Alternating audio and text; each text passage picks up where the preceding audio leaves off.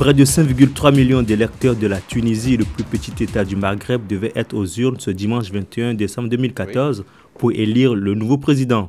Ce second tour oppose le président sortant Monsef Marzouki, 69 ans, et le dirigeant du parti Ennahda et Beji Caïd Essebsi, 88 ans, chef du parti Nida Tounes, victorieux lors des élections législatives d'octobre dernier.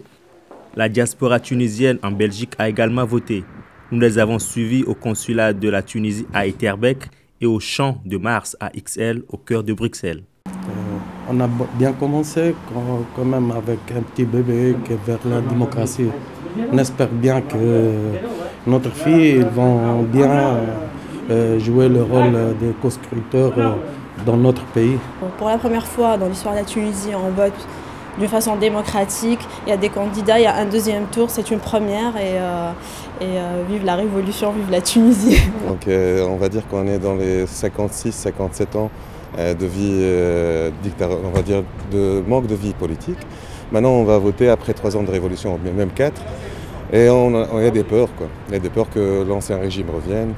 Et ça c'est la chose qui dérange plus une grande frange des Tunisiens en fait. Et d'autres qui veulent la stabilité. Et c'est le prix à payer, quoi. Donc, mais écoutez, il y a toujours une révolution qui n'est jamais éteinte, cette révolution-là. Il y a des garde-fous.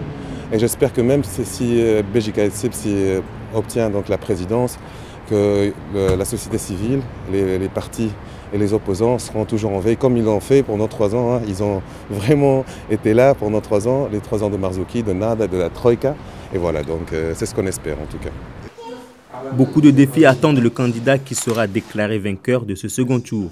Et les électeurs en sont conscients. Le progrès du pays, le mieux du pays. Voilà. Donc, j'ai essayé de voter pour celui en qui je vois le meilleur pour la Tunisie, de l'espoir, un meilleur futur pour nos enfants, pour nous aussi, donc pour la prospérité du pays.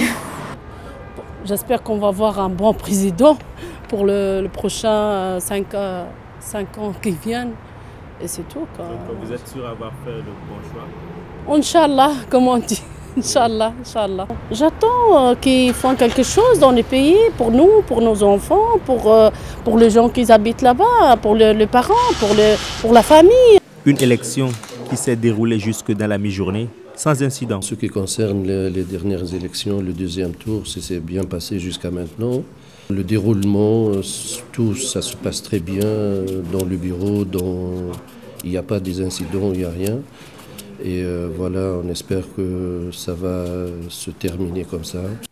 Au terme de la proclamation des résultats de ce second tour, le candidat proclamé vainqueur sera le premier chef d'État tunisien élu démocratiquement depuis l'indépendance en 1956. Si un calme a prévalu lors du vote des Tunisiens de la diaspora, un bureau de vote a été par contre attaqué à la veille du scrutin par des inconnus à Kairouan, une localité située au sud de Tunis. L'issue de cet ultime tour des élections sera connue au plus tard mardi.